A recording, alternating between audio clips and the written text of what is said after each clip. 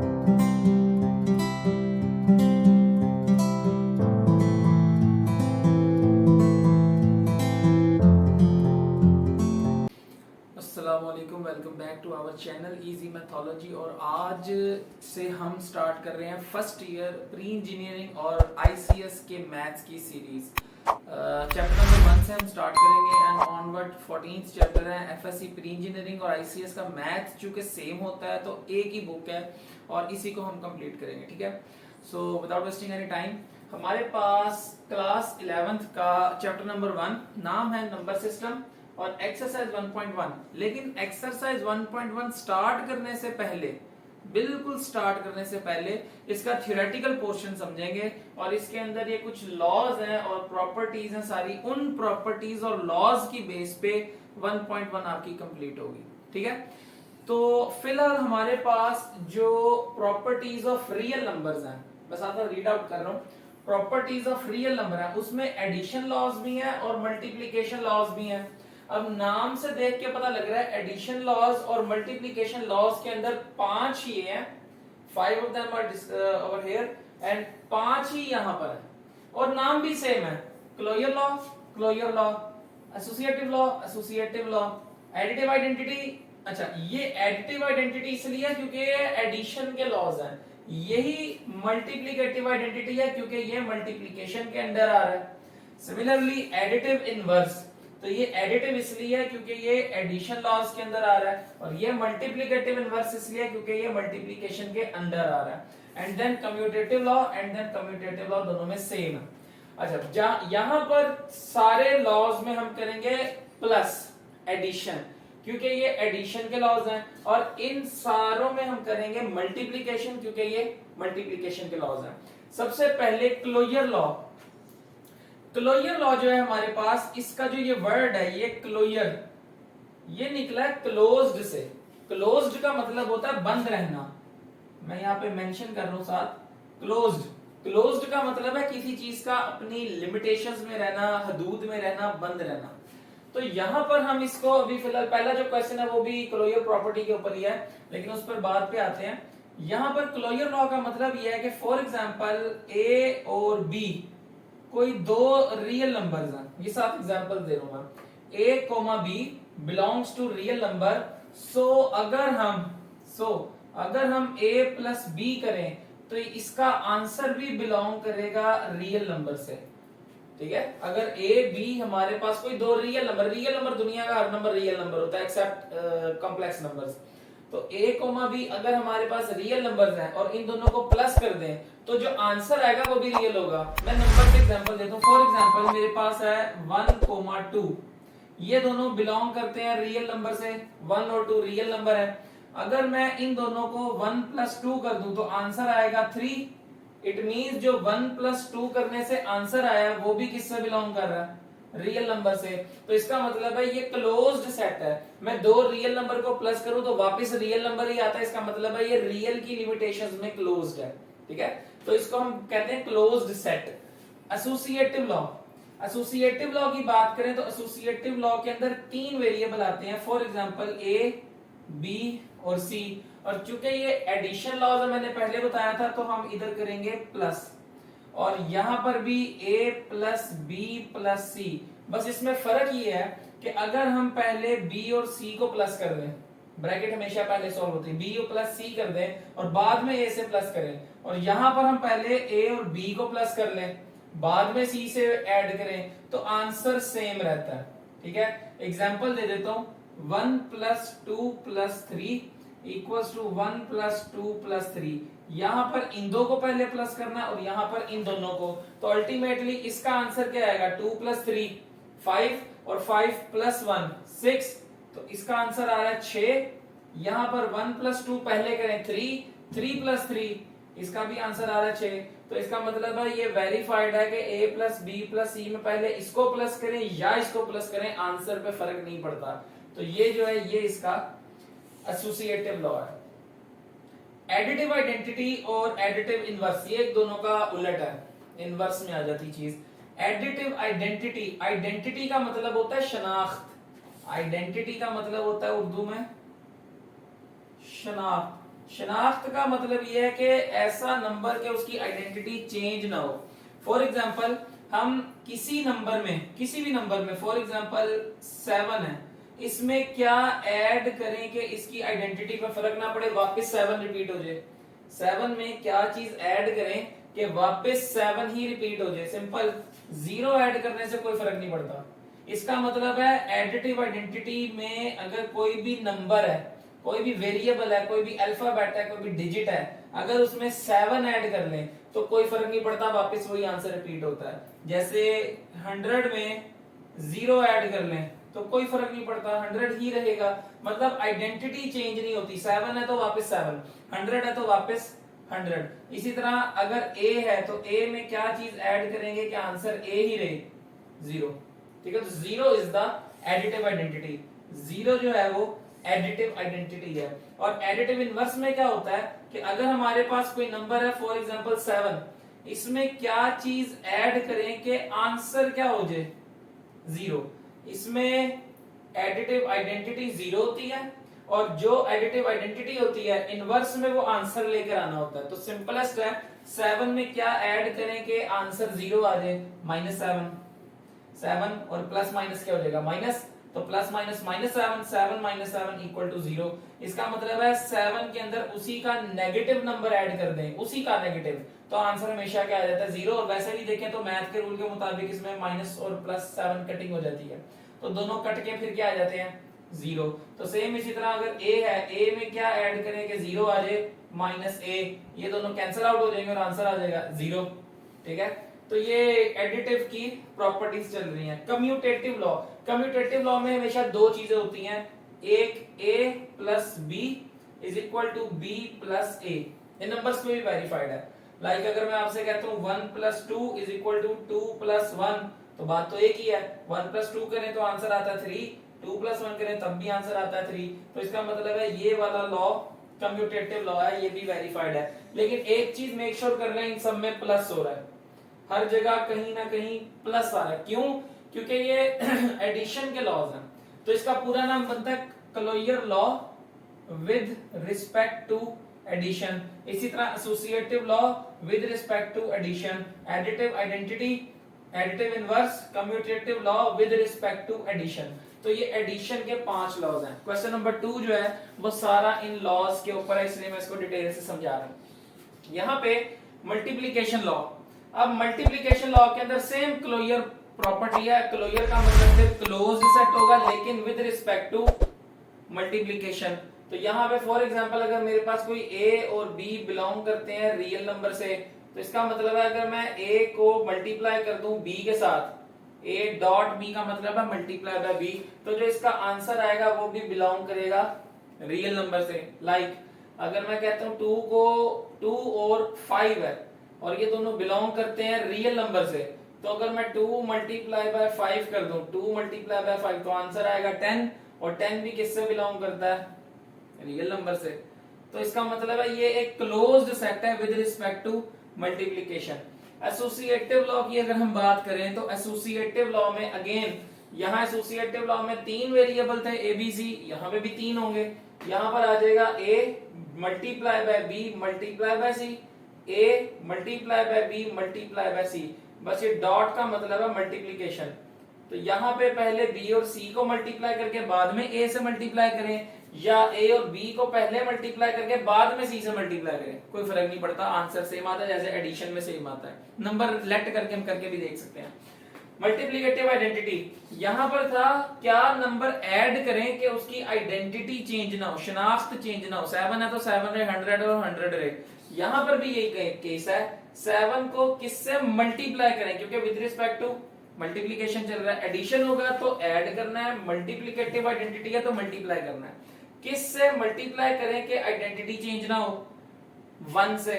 किसी भी नंबर को 1 से मल्टीप्लाई करें कोई फर्क नहीं पड़ता, 7 1 दा 7, सेम इसी तरह a 1 दा a। तो ये मल्टीप्लिकेटिव आइडेंटिटी है जिससे हमें कोई फर्क नहीं पड़ता, 1 इज द मल्टीप्लिकेटिव आइडेंटिटी। और मल्टीप्लिकेटिव इनवर्स क्या है? मल्टीप्लिकेटिव इनवर्स में मैंने जैसे यहां बताया था कि जो एडिटिव आइडेंटिटी होती है इनवर्स में वो आंसर होता है। तो यहाँ पे जो मल्टीप्लिकेटिव आइडेंटिटी है इनवर्स में वो आंसर होगा। तो यहाँ पर 7 को किससे मल्टीप्लाई करेंगे आंसर क्या आ जाए 1। सिंपल। इसके उलट से इनवर्स से, तो अगर ये 7 है तो 1/7 से मल्टीप्लाई करेंगे, तो ये 7 7 से कट जाएगा 1 रह जाएगा। सेम इसी तरह a को किससे मल्टीप्लाई करें कि 1 आ जाए 1/a से, a से कट जाएगा 1 आंसर आ जाएगा। और कम्यूटेटिव लॉ की बात करें तो कम्यूटेटिव लॉ क्या होता है, जैसे यहाँ पर दो वेरिएबल है लेकिन ये एडिशन है with respect to plus with respect to addition, ये विद रिस्पेक्ट टू मल्टीप्लीकेशन है, तो a dot b is equal to b dot a, ये इसका आंसर बनेगा। जैसे for example 2 multiply by 3 is equal to 3 multiply by 2, तो दोनों का आंसर क्या आएगा 6। तो इसका मतलब है ये चीज वेरीफाइड है with respect to multiplication, commutative law with respect to multiplication. तो ये टोटल 10 लॉज हो गए हमारे पास, 5 with respect to addition, 5 with respect to multiplication. अब हम आते हैं अपने क्वेश्चन के ऊपर, which of the following have closure property with respect to addition and multiplication. वो कहता है इस सेट पे ये पूरी एक्सरसाइज है 1.1, इसमें से मोस्ट इंपोर्टेंट क्वेश्चन जो है वो क्वेश्चन नंबर 1 है, ठीक है, आने वाला सवाल है और आता है हर साल।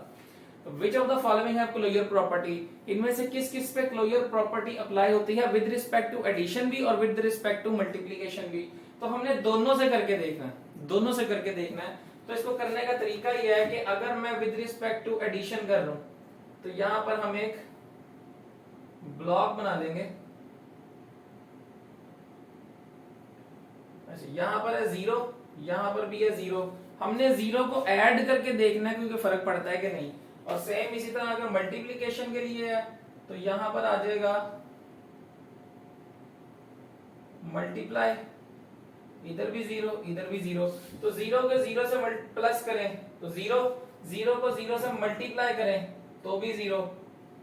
ये टेबल इस तरह से, एक दफा एडिशन एक दफा मल्टीप्लीकेशन। तो दोनों केसेस के अंदर एडिशन में भी ये क्लोज्ड है, क्लोज्ड इन द सेंस कि जो इसका आंसर आ रहा है वो इस सेट से बिलोंग कर रहा है, इस सेट से कोई नंबर बाहर तो नहीं है, कोई नंबर बाहर नहीं होना चाहिए। जैसे अगर मैं यहां पर 0 में 1 को प्लस करूं तो आंसर आ जाएगा 1, इसका मतलब है 1 जो है वो सेट से बाहर आंसर आ रहा है। तो आंसर हमेशा क्या होना चाहिए, इसी सेट के नंबर्स में से होना चाहिए। फिर क्लोजर प्रॉपर्टी, क्लोज जो हमने यहाँ पर तर्जुमा किया था क्लोज्ड का, वो सेट क्लोज्ड होगा। अब यहाँ पर ये क्लोजर प्रॉपर्टी होल्ड कर रही है, क्लोजर प्रॉपर्टी लिखना है आपने, ये आंसर है इसका। क्लोजर प्रॉपर्टी होल्ड भी लिख सकते हैं और एग्जिस्ट भी लिख सकते हैं कि एग्जिस्ट कर रही है, holds with respect to addition. और अगर मल्टीप्लीकेशन में देखें तो यहां भी 0 मल्टीप्लाई बाय 0 0 ही आ रहा है तो क्लोज्ड है। तो यहां पर भी लिखेंगे closure property holds with respect to multiplication. Exist भी लिख सकते हैं, closure property exist with respect to addition, closure property exist with respect to multiplication. तो ये एक इसका पार्ट था। अब दूसरा इसका पार्ट करते हैं। फॉर एग्जांपल मैं यहां पर सेट चेंज कर रहा हूं, यहां पर मैं लिख देता हूं 0 कोमा, इसका नेक्स्ट पार्ट है 0 कोमा -1, यहां पर आ जाएगा 0 कोमा -1। तो अब इसमें ज्यादा कुछ नहीं, इसी में चेंजेस कर रहा हूं, इसी में चेंज कर रहा हूं, 0 -1 0 -1 इधर 0 -1, इस तरह का टेबल बनेगा। 0 -1 इधर भी, 0 और -1 इधर भी, 0 -1 इधर भी, 0 -1 इधर भी। अब इसको विद रिस्पेक्ट टू एडिशन भी चेक करना है, विद रिस्पेक्ट टू मल्टीप्लीकेशन भी। अब 0 को 0 से ऐड करें तो आंसर आता है 0, क्लोज्ड है। 0 को -1 से ऐड करें तो आंसर आता है -1, अभी भी -1 सेट के अंदर बिलोंग कर रहा है तो अभी भी क्लोज्ड है। -1 में 0 ऐड करेंगे तो -1 और -1 में -1 ऐड करेंगे तो -2। यहां पे मसला है, -1 में -1 ऐड करेंगे तो -2 आता है। इसका मतलब है कि ये जो नंबर है ये सेट में एग्जिस्ट नहीं कर रहा। इसका मतलब है हम यहां पर लिखेंगे closure property does not exist या hold with respect to addition. Addition में ये होल्ड नहीं कर रही। मल्टीप्लिकेशन में देखते हैं 0 मल्टीप्लाई बाय 0 0, 0 मल्टीप्लाई बाय -1 0, ये दोनों आंसर सेट में बिलोंग कर रहे हैं, इसका मतलब अभी भी क्लोज्ड है। आगे -1 मल्टीप्लाई बाय 0 0 और -1 मल्टीप्लाई बाय -1, तो माइनस माइनस क्या हो जाता है प्लस, -1 मल्टीप्लाई बाय -1 +1 आ जाएगा। यहां पर फिर मसला आ रहा है, ये जो +1 है ये सेट में एग्जिस्ट नहीं करता, -1 है +1 नहीं है, तो इसका मतलब है ये सेम टू सेम आंसर यहां पे रिपीट हो जाएगा। Closure property does not exist with respect to multiplication. तो इस तरह से जितने भी सेट आएंगे, जितने भी इसके पार्ट हैं, एक और है इसका पार्ट 1 के साथ है, वो भी कर लेते हैं साथ ही। अच्छा, नेक्स्ट इसका पार्ट है 1 के साथ, तो क्वेश्चन है इसका पार्ट नंबर 2 है 1 के साथ। 1 को देखना है विद रिस्पेक्ट टू एडिशन या मल्टीप्लिकेशन होल्ड करता है या नहीं, तो सिंपल इसको विद रिस्पेक्ट टू एडिशन करेंगे तो एक टेबल बन जाएगा, इधर इधर इधर भी 1 और इधर भी 1। यहां पर टेबल बनेगा विद रिस्पेक्ट टू मल्टीप्लिकेशन, तो इधर भी 1 और इधर भी 1। अब एडिशन करें तो 1 + 1 बनता है 2, और ये 2 सेट में बिलोंग नहीं करता, सेट से आउटसाइड आंसर आ गया, बाहर का कोई नंबर आ गया, तो यहां पर होल्ड नहीं करती। तो इसके लिए लिखेंगे closure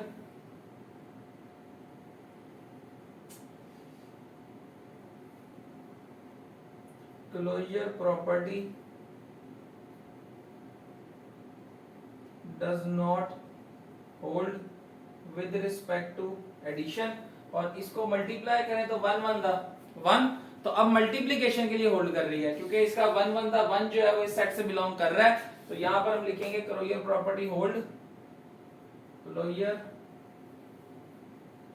property exist with respect to multiplication. तो ये इसके जो है क्लोजर प्रॉपर्टी के क्वेश्चन हैं, ठीक है। अगला जो क्वेश्चन है क्वेश्चन नंबर 2, उसमें है प्रॉपर्टीज के नाम लिखने हैं हमने, वो क्वेश्चंस दिए हुए हैं और हमने सिर्फ प्रॉपर्टीज के नाम बताने हैं। मैं इसमें से चंद क्वेश्चंस यहाँ पे जो है वो गो थ्रू कर रहा हूँ। ये क्वेश्चन नंबर 2 के चंद पार्ट्स लिखे हैं, सारे नहीं लिखे क्योंकि मैंने बस इसको गो थ्रू करवाना है, क्योंकि ये जो प्रॉपर्टीज आपके सामने लिखी हुई है, ये प्रॉपर्टीज के नाम इसमें मेंशन करने हैं कि कौन से क्वेश्चन पे कौन सी प्रॉपर्टी लग रही है। तो सिंपल अगर हम इसको देखें तो यहाँ पर पहला सवाल है 4 + 9 = 9 + 4।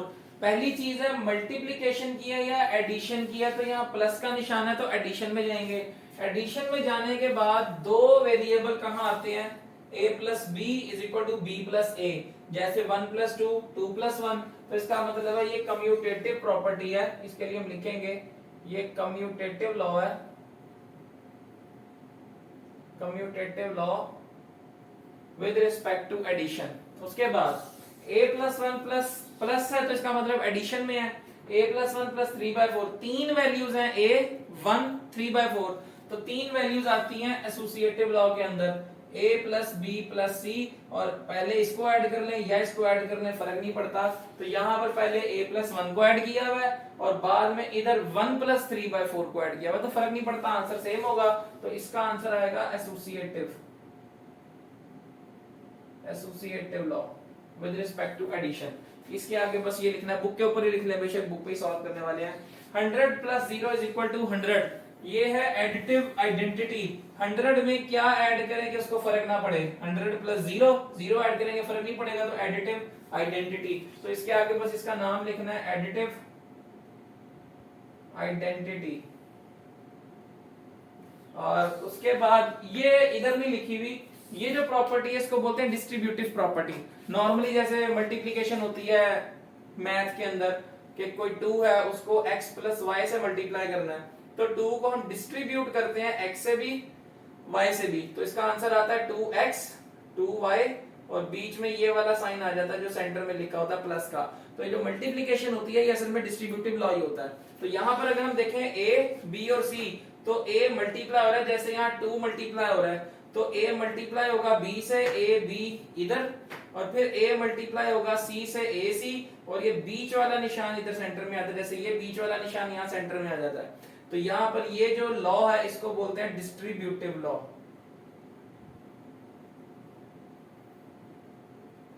Distributive law. और जो लास्ट है यहाँ पर ये लिखा हुआ है √2 multiply bye √5, √5 multiply by √2 multiplication क्या है तो यहाँ पर होगा।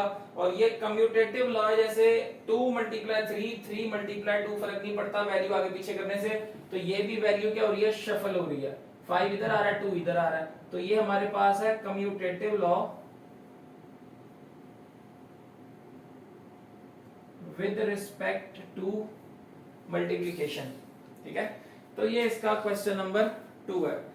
और इसके बाद हम इसमें फर्दर क्वेश्चन नंबर 5 और क्वेश्चन नंबर 6 इसके करते हैं, तब तक आप इसको डिटेल से नोट डाउन कर लें, उसको देख लें जी। तो ये क्वेश्चन नंबर 4 का पार्ट 1, क्वेश्चन नंबर 5 का एक पार्ट और क्वेश्चन नंबर 6 का पार्ट 1। ये 3 क्वेश्चन इंपॉर्टेंट है, इसके अलावा इस एक्सरसाइज में कुछ इंपॉर्टेंट नहीं है। बाकी प्रॉपर्टीज, कुछ इनइक्वालिटीज की प्रॉपर्टीज है, ट्रांजिटिव रिफ्लेक्सिव प्रॉपर्टी, उनके नाम है, वो एमसीक्यूज में आने वाली चीजें हैं, वो भी अगर आई तो। ठीक है, तो फिलहाल ये 3 पार्ट इस वीडियो के लास्ट पार्ट है, और वो प्रॉपर्टीज अगर नेक्स्ट वीडियो में हो सका तो कवर करेंगे, वरना 1.2 पे हम चले जाएंगे। ठीक है, तो यहाँ पे इस क्वेश्चन को हमने प्रूफ करना है कि left hand side equal to right hand side है या नहीं, यूजिंग प्रॉपर्टीज जो हम पढ़ चुके हैं, इनइक्वालिटीज की नहीं, एडिशन के लॉज और मल्टीप्लिकेशन के लॉज। तो यहाँ पे सबसे पहले हमारे पास लिखा हुआ है a/c प्लस b/c। इन दोनों को अगर हम इस तरह लिख लें, a dot 1/c plus b dot 1/c, मतलब a को मल्टीप्लाई कर सकते हैं 1/c से, a बनदा a/c, b बनदा फिर वही b/c। तो यहाँ पर अगर 1/c दोनों में है तो इसमें से 1/c को ले लेते हैं कॉमन, ये आ जाएगा बाहर 1/c कॉमन, तो अंदर बचेगा इधर से a इधर से b। ये हमारे पास है राइट डिस्ट्रीब्यूटिव प्रॉपर्टी, जो राइट साइड से डिस्ट्रीब्यूट हो रही है, राइट डिस्ट्रीब्यूटिव प्रॉपर्टी। और इस राइट डिस्ट्रीब्यूटिव प्रॉपर्टी के बाद 1/c एक रह गया है, इधर आ जाएगा a प्लस बी, और नीचे ये 1 से मल्टीप्लाई होगा तो a प्लस बी बनदा a plus B over c। तो ये इसका फाइनल आंसर है। ठीक है, सेम इसी तरह यहाँ पर प्रूव दैट कि ये -7/12 -5/18 इज इक्वल टू -21 -10/36। बेसिकली तो एलसीएम से सॉल्व कर सकते हैं, लेकिन हमने प्रॉपर्टीज से सॉल्व करना है। तो सबसे पहले जो हमारे पास ये लिखा है -7/12, इसको 1 से मल्टीप्लाई कर दे तो कोई फर्क नहीं पड़ता। 5/18 को 1 से मल्टीप्लाई कर दें कोई फर्क नहीं पड़ता। तो ये मल्टीप्लिकेटिव आइडेंटिटी है कि किसी भी नंबर को 1 से मल्टीप्लाई करें कोई फर्क नहीं पड़ता, मल्टीप्लिकेटिव आइडेंटिटी का लॉ पढ़ा था। तो इस स्टेप को हमने लिख दिया मल्टीप्लिकेटिव आइडेंटिटी। अब 1 को लिख सकते हैं 3.1/3, क्यों? 3 को मल्टीप्लाई कर लें उसके इनवर्स से, कटिंग हो जाएगी, वापस क्या आएगा 1। इसका मतलब है 1 की जगह 3 1/3 हम लिख सकते हैं। तो 1 की जगह 3 मल्टीप्लाई बाय 1/3, और ये चीज क्या है, मल्टीप्लिकेटिव इनवर्स। तो यहाँ इस स्टेप के आगे लिखा मल्टीप्लिकेटिव इनवर्स। यहाँ पे 1 के साथ आ सकते हैं 2 मल्टीप्लाई 1/2, कटिंग हो जाएगी, 1 रह जाएगा। यहाँ पर 3 बनदा 3/3, 2 बनदा 2/2। इसको जब मल्टीप्लाई करेंगे तो 7 3 दा -21, 12 3 दा 36, 5 2 दा 10, 18 2 दा 36। यहाँ पर आने के बाद अगेन यहाँ पर ये वाला काम होगा, दोनों के नीचे 36 है, इसको लिख सकते हैं -21 डॉट 1/36 -10 डॉट 1/36। जैसे यहाँ पर हमने a डॉट 1/c और 1/c सेपरेट किया था, तो यहाँ 36 को हम क्या कर रहे हैं, सेपरेट कर रहे हैं। यहाँ पर सेपरेट करने के बाद कॉमन ले लें, तो यहाँ पर आ जाएगा डॉट 1/36 कॉमन, और -21 -10 ब्रैकेट के अंदर। ये चीज हमारी फिर बन जाएगी right distributive property, right distributive property. और यहां पर एक 1/36 है, तो -21 -10 1 दा -21 -10 ओवर इसके नीचे आ जाएगा 36। हेंस प्रूव्ड कि ये दोनों आपस में बराबर है यूजिंग प्रॉपर्टीज। ठीक है, और लास्ट पार्ट है इसका 4 + 16/x/4। इसको भी सॉल्व करना है, तो पहले हम इसको ऐसे कर सकते हैं कि ये जो नीचे वाला 4 है, एक दफा लिखा हुआ है, इसको बाहर निकाल के 4 + 16x। ये बन गया डिस्ट्रीब्यूटिव लॉ। जैसे यहाँ पर ये डिस्ट्रीब्यूटिव प्रॉपर्टी है, ये डिस्ट्रीब्यूटिव मल्टीप्लाई हो रहा है अंदर, तो यहाँ पर 1/4 अंदर दोनों से मल्टीप्लाई हो रहा है, और ये लेफ्ट साइड से हो रहा है तो लेफ्ट डिस्ट्रीब्यूटिव, ये राइट से मल्टीप्लाई हो रहा है तो राइट डिस्ट्रीब्यूटिव। यहाँ पर 1/4 multiply by 4, 1/4 multiply by 16x। यहाँ पर ये 4 द कटिंग हो सकती है 64x, तो यहाँ पे बचेगा 4x, और ये 1/4 4 एज इट इज। इसकी भी आगे क्या होगी, यहाँ पे कटिंग हो सकती है, मतलब इसको हम मल्टीप्लिकेटिव इनवर्स बोल सकते हैं कि ये 4 से कट जाए तो ये मल्टीप्लिकेटिव इनवर्स होता है। 3 1/3 तो 3 से कट जाए तो मल्टीप्लिकेटिव इनवर्स है, तो ये मल्टीप्लिकेटिव इनवर्स के लॉ से 4 से काटेंगे 1 आ जाएगा। इस पे भी लिख सकते हैं मल्टीप्लिकेटिव इनवर्स लिख सकते हैं, तो यहाँ पे बचेगा 1 और इधर आ जाएगा 4x, तो ये इसका फाइनल आंसर है। ठीक है, तो ये चैप्टर 1 की 1.1 एक्सरसाइज थी, जो कि ऑलमोस्ट डिटेल से करवा दी है विद प्रॉपर्टीज, और इसके चंद क्वेश्चंस भी, हर क्वेश्चन के एक एक दो पार्ट सिवाय इनइक्वालिटीज की जो प्रॉपर्टीज थी उनके। बाकी ये सारी एक्सरसाइज कंप्लीट हो गई है। नेक्स्ट इंशाल्लाह 1.2 स्टार्ट करेंगे, और अगर आपको लेक्चर समझ आया तो इसको अपने दोस्तों के साथ ज्यादा से ज्यादा शेयर करें, ताकि वो भी घर बैठे क्वालिटी एजुकेशन जो है वो ले सकें। Thank you so much, Allah Hafiz.